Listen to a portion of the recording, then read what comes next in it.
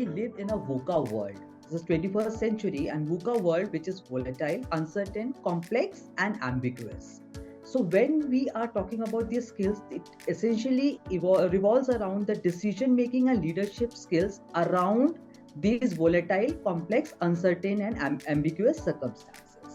So when we talk about this, first and the foremost skill is collaborative capacity, which is basically all about communication, how you communicate with each other. Then it is about perspective coordination, which is actually identifying the right perspective, what you want to achieve, what is the scenario, are you able to gain gain and gauge what is happening in your outside world. The next is contextual thinking, which is basically understanding the immediate crisis that might be happening, the constraints and the opportunities that are available at that given point of time, because these ultimately help you in the decision making. Which brings us to the fourth skill, which is decision making. So you need to have actually a proper strategy for framing the decision, setting the goals, and ultimately implementing it. Now, these skill sets, when we talk about the VUCA world or the disruptive technology age, etc., these skill sets, these have been mapped by various consulting organizations, for example, OEDC, World Economic Forum, Deloitte, McKinsey, EY, Forbes, etc. And of course, the domain knowledge is most important. But within that, active self-learning is another concept which is very, very necessary for developing these skills. So World Economic Forum even talks about active learning and learning strategies which needs to be developed or inculcated in the learners, young, middle or senior learners, I would say.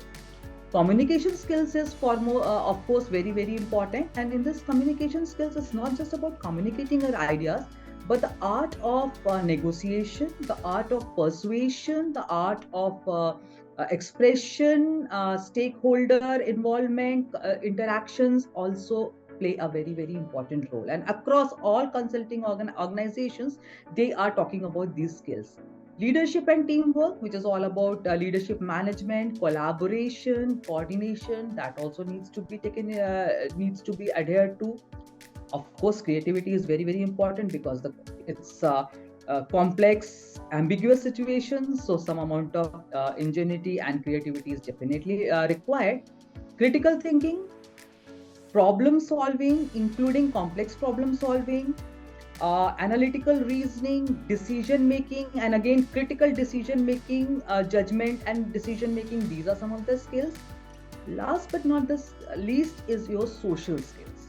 So social skills in terms of emotional intelligence, of course, and then service orientation, adaptability, flexibility, and most important is your resilience, stress tolerance. These are the things which need to be there. Unfortunately, most of the formal education that we have is focusing on the academic knowledge rather than these real world skills. Now, these skills are not very difficult to attain as long as we are aware of it and we make it a part of a routine life, a routine culture within the organization.